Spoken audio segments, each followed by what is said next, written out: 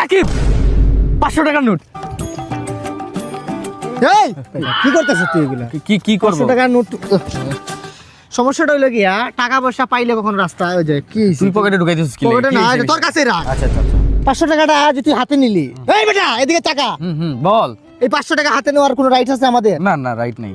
এটা কার হইতে পারে টাকাটা কত তুই? কোনো গরিব মানুষের হইতে আর পারে। যদি আমি যদি বলি কোনো এক মায়ের অপারেশনের টাকা এটা, আমি যদি বলি কোনো এক রিক্সা ড্রাইভারের টাকা এটা, হইতে পারে। আমি যদি বলি কোনো এক চিকিৎসার এই 500 টাকার জন্য আটকা গেছে সে হয়তো বাইতে দিত, আমি যদি বলি ওই মানুষের এই টাকাটা। হইতে পারে। আমরা স্কুলে যে কি শিক্ষা নিছিলাম? কি শিক্ষা নিছিলাম? কি শিক্ষা নিছিলাম? যে রাস্তায় কোনো কিছু পাইলে যেন স্কুল বাদ দে, মা বাবার উপর আর কোনো শিক্ষা আছে? না, না, আর কি। মা বাবা কি শিখাইছে? শিখাইছে যে রাস্তাঘাটে মানে কিছু যদি পাই আমরা তাইলে হাতে নিব না আর কি। তবে একটা উপায় আছে।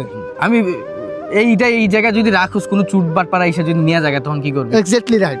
এটা আমার মনে হয় কোনো ভিক্ষুকরে দিলে।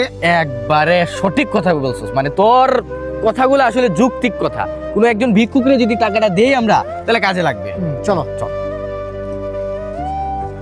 ভাই, আল্লাহর রাস্তায় কিছু দেন না ভাই। তুমি কি গরিব? ভাই গরিব মানে পুরা গরিব তুমি কি ভাত পাইতে ভাত পাও না? না, সম্ভবই না। মানে তোমাকে আমি 500 টাকা দিলে তুমি তো মানে খুশি? পুরা খুশি ভাই। তুমি তো ভিক্ষুক। জি ভাই।